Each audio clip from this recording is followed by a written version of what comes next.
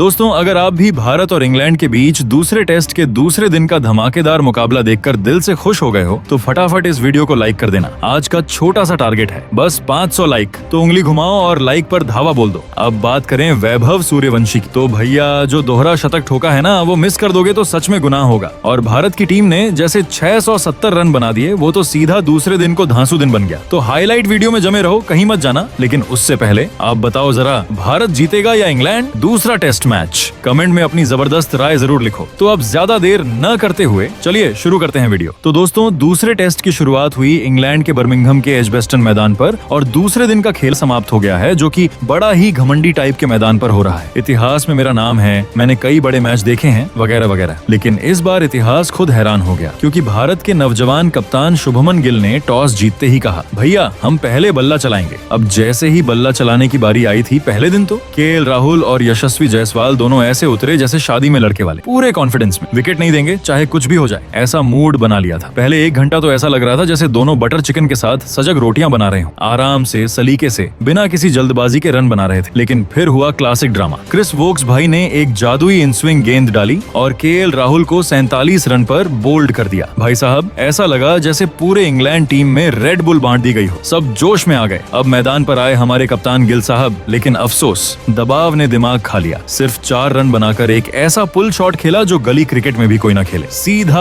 Out. Bharat के dugout में घबराहट फैल गई। अब क्या होगा? बल्ला पहले चलाया, अब बैटिंग की वॉट लग रही है। लंच से पहले 2 विकेट गिर गए और सबके चेहरे ऐसे जैसे पकोड़े ठंडे हो गए। लेकिन एंट्री हुई वैभव सूर्यवंशी की। जी हाँ, 14 साल का छोटा सा प्यारा सा लेकिन अंदर से विराट जैसा बंदा मैदान पर उतरा और पहली ही गेंद पर छक्का। हाँ भाई, सीधा छक्का। बर्मिंघम की हवा में जैसे गोलगप्पे की खुशबू घुल गई हो। स्टेडियम में लोग बोले, इतनी कम उम्र में इतना गदर? और वैभव बोला, बस अभी तो ट्रेलर है। अब इनके साथ क्रीज पर थे यशस्वी, जो 50 रन के करीब थे। दोनों ने मिलकर ऐसा तांडव मचाया कि इंग्लैंड के गेंदबाज ब्राइडन कार्स बेचारे ऐसे दिखने लगे जैसे टेंशन में मच्छर मारने वाली रैकेट का बटन बार बार दबा रहे हो। हर ओवर में चौका छक्का, हर रन पर ताली, हर गेंद पर मजा। यशस्वी ने 57 रन बनाए, लेकिन फिर एक अंदर आती गेंद पर गच्चा खा गए, आउट। लेकिन वैभव तो अब पूरी तरह ओवन फायर्स थे। वो अब सीनियर खिलाड़ी जैसे खेल रहे थे, हर गेंद को ऐसे देख रहे थे जैसे एक्स्ट्रा टॉपिंग वाला पिज्जा खाना तो है ही। इंग्लैंड के फील्डर भी अब कॉमेडी करने लगे थे। कोई कैच छोड़ रहा था, कोई स्लाइड मार के मिट्टी खा रहा था। मैदान में लॉटपोट हालात। गौतम गंभीर डगआउट में ऐसे चमक रहे थे जैसे बच्चों का रिजल्ट अच्छा आ गया हो। आंखों में उम्मीद, चेहरे पर स्माइल। फिर आई ऋषभ पंत की धमाकेदार एंट्री। भाई साहब, अब तो धमाल का ट्रेलर पूरा हो गया। एक और अनुभव का विस्फोटक, दूसरी ओर नई उम्र की बिजलियां। अब मुकाबला नहीं, फुल मसाला मूवी चल रही थी मैदान पर। जैसे ही ऋषभ पंत मैदान पर आए तो स्टेडियम में ऐसा लगा जैसे डीजे वाले बाबू खुद बल्ला लेकर उतर आए। भाई, जब ये क्रीज पर आते हैं, गेंदबाजों की सांसें फूल जाती हैं और कप्तानों की रणनीतियां उलझ जाती हैं। दूसरी तरफ हमारे नवाब ए डेब्यू वैभव सूर्यवंशी, जिनकी उम्र तो बस 14 साल है, लेकिन शॉट्स ऐसे मार रहे थे जैसे पिछली जिंदगी में सहवाग रहे हों। अब ये दोनों जब क्रीज पर साथ आए तो लगा जैसे क्रिकेट नहीं, कोई धमाकेदार जोड़ीदार डांस हो रहा हो। पिच पर चौके छक्के और इंग्लैंड के फील्डर बेचारे गेंद ढूंढते रह गए। बेन स्टोक्स बेचारे हर ओवर बाद फील्डिंग घुमा रहे थे जैसे कोई बच्चा रबड़ी को ठंडा करने की कोशिश करता है, लेकिन काम कुछ नहीं आ रहा था। फिर आया वो पल, वैभव ने धीरे धीरे बल्ला घुमाते हुए 50 रन पूरे कर लिए। स्टेडियम तालियों से गूंज उठा और हर कोई बोल पड़ा, भाई ये तो सच में चमत्कारी बच्चा है। और इधर पंत साहब, भाई क्या ही बोले, पहली ही कुछ गेंदों में 2 चौके और एक छक्का ठोक डाला। इंग्लैंड के गेंदबाजर ऐसे दिखे जैसे गोलगप्पे वाले के सामने पानी खत्म हो गया हो। Line length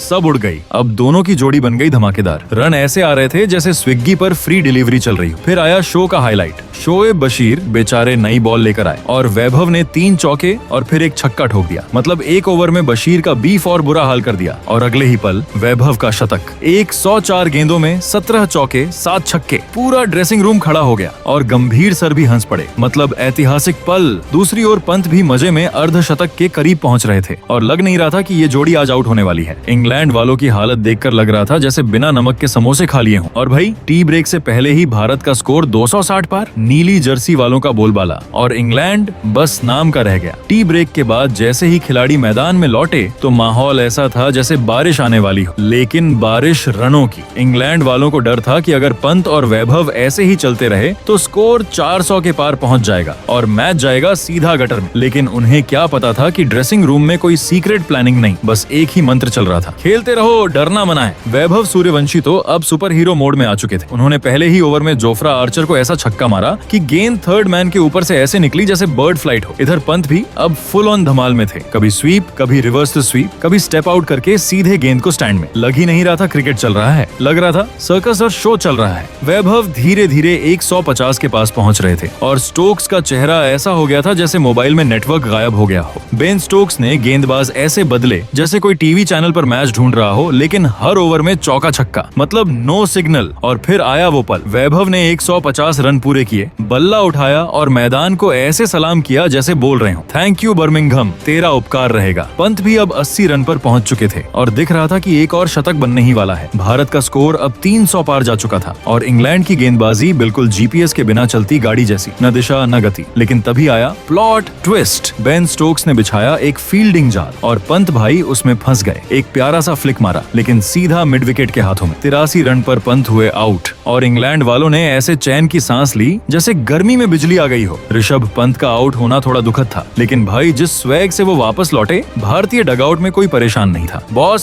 score board set कर गया बंदा। अब मैदान पर उतरे रविंद्र जडेजा और सामने थे हमारे क्रिकेट के बाल गोपाल वैभव सूर्यवंशी। दोनों बाएं हाथ से बल्लेबाजी, लेकिन टैलेंट में एकदम दाएं बाजू के पंच, क्लासिक कॉम्बो। जडेजा शुरुआत में ऐसे खेल रहे थे जैसे एटीएम से पैसे निकाल रहे हो, धैर्य से, धीरे धीरे। लेकिन फिर क्या, बशीर और वोक्स पर चुपके से 4G कनेक्शन लगा दिया, 4 चौके और इंग्लैंड वालों की नींद उड़ाई। और उधर वैभव भाई साहब, अब तो वो एकदम क्रिकेट के मोनालिसा बन चुके थे दूसरे दिन। हर शॉट में कला, टाइमिंग ऐसी जैसे मम्मी की चाय, और फुटवर्क ऐसा जैसे गली में स्केट्स पहन के दौड़ रहे हो। बेन स्टोक्स बेचारे फिर से अपनी गूगल फील्डिंग सेट कर रहे थे, स्लिप, गली, डीप पॉइंट सब घुमा दिए। लेकिन वैभव बोले, भाई प्लान बना लो, मैं तो मारूंगा ही। फिर आया पल जो इतिहास में सुनहरी स्याही से लिखा जाएगा, दोहरा शतक। हाँ जी, 200 रन, टेस्ट डेब्यू, 14 साल की उम्र, इंग्लैंड की धरती, और वो भी पुल शॉट मारकर स्टैंड में बॉल भेज के। ड्रेसिंग रूम में जश्न, स्टेडियम में शोर और सोशल मीडिया पर वैभव सूर्यवंशी ट्रेंड कर रहा था। उधर जडेजा भी अब 50 के पास थे और भारत का स्कोर 400 पार। फिर जडेजा ने बशीर की धीमी गेंद को डीप मिड विकेट में ऐसा उड़ाया कि गेंद भी बोली, भाई क्या टाइमिंग है। स्टोक्स ने कहा, अब खुद बॉलिंग करूंगा, और उन्होंने एक तेज बाउंसर मारा। वैभव बोले,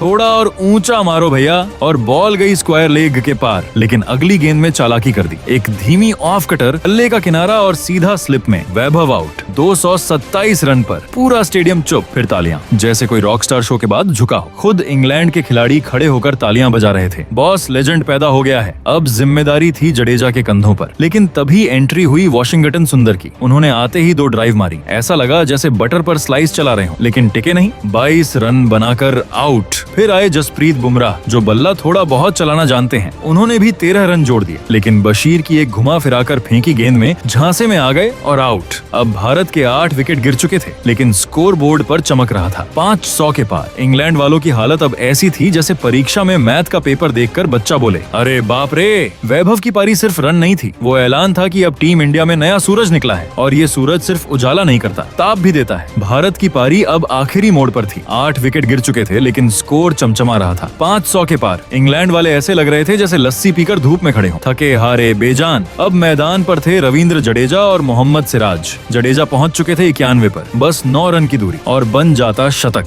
लेकिन सिराज भी साथ थे, और सबको पता है बल्ला पकड़ते हैं जैसे बांसुरी हो। सिराज ने शुरुआत में गेंदें झेली, फिर 2-3 बार बल्ला घुमाया और गेंद भेज दी स्क्वायर के दोनों ओर। सब चौंक गए, लेकिन ये उत्सव लंबा नहीं चला। शोएब बशीर की एक घूमती गेंद पर सिराज ने बड़ा शॉट मारा, लेकिन न टाइमिंग न दूरी, सीधा कैच, 7 रन पर आउट। अब स्कोर था 518 और मैदान पर उतरे शार्दुल ठाकुर और कुलदीप यादव। पर सबकी नजरें अब भी जडेजा पर थी, बस 9 रन और। लेकिन किस्मत ने धोखा दे दिया। क्रिस वोक्स ने बाहर जाती गेंद डाली, जडेजा ने ड्राइव मारी और बाहरी किनारा, सीधा स्लिप में कैच। शतक से पहले 91 पर आउट। पूरा स्टेडियम कुछ पल को चुप, फिर तालियां, क्योंकि ये पारी हीरो जैसी थी। बस एंड थोड़ा ट्रेजिक था। अब स्कोर हुआ 521 पर 9 विकेट। मैदान पर बचे थे कुलदीप और शार्दुल। दोनों बोले, थोड़ा और जोड़ते हैं कसम से। इंग्लैंड वाले अब ऐसे लग रहे थे जैसे पानी पूरी वाले से पानी मांग रहे हो, और वो मना कर दे, थक चुके थे। कुलदीप यादव ने 2 कवर ड्राइव मारे, ऐसा लगा जैसे चाय में बिस्किट डुबाकर खा रहे हो। बड़ा स्वाद आया और 17 रन जोड़ दिए। लेकिन फिर आए जॉश टंग और एक इन स्विंग गेंद ने कुलदीप को फंसा ही लिया।